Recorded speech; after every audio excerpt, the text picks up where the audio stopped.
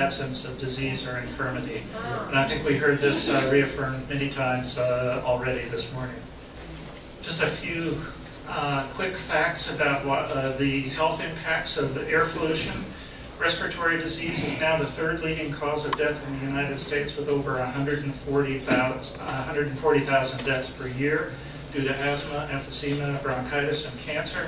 Heart disease, the leading cause of death. Over 600,000 people die of heart disease in the United States every year.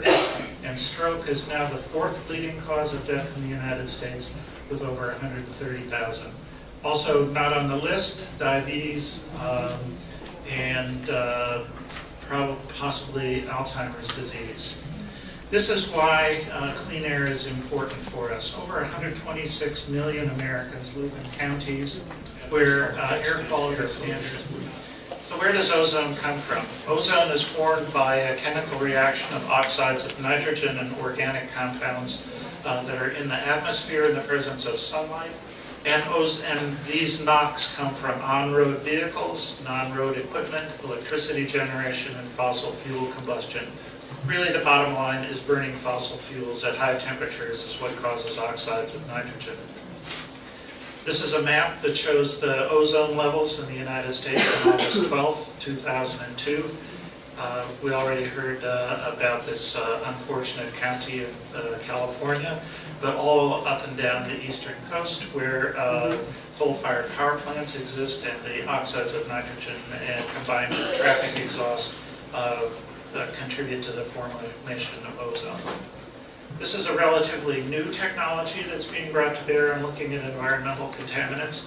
This is a satellite-derived particulate matter concentration map of the United States, and you can see around major metropolitan areas, particularly along the Mississippi and Ohio river valleys, where the majority of the old coal-fired power plants exist, are primary sources of particulate matter in the U.S.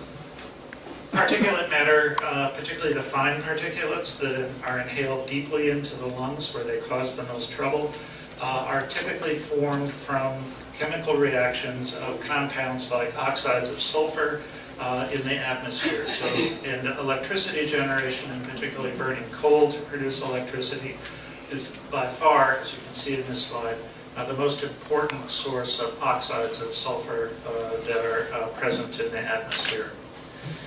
This map is from a recent publication from the National Academy of Sciences called The Hidden Costs of Energy. Each one of these large circles here represents a coal-fired power plant, and the largest circles are associated with $500 million of adverse health effect damages from each of those power plants. So this coincides very clearly with the map of particulate matter that I showed you just a few moments ago.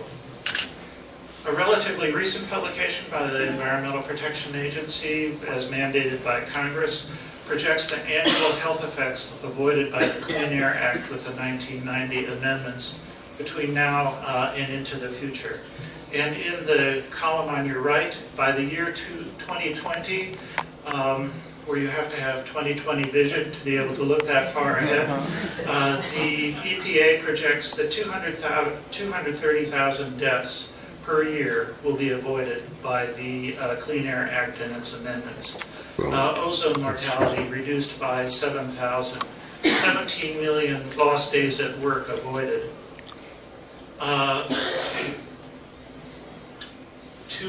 2.4 million exacerbations of asthma, 200,000 myocardial infarcts. All of these diseases are linked to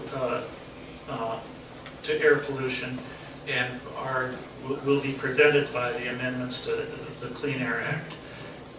Now you will hear that we can't afford to do the pollution control that's necessary to avoid this.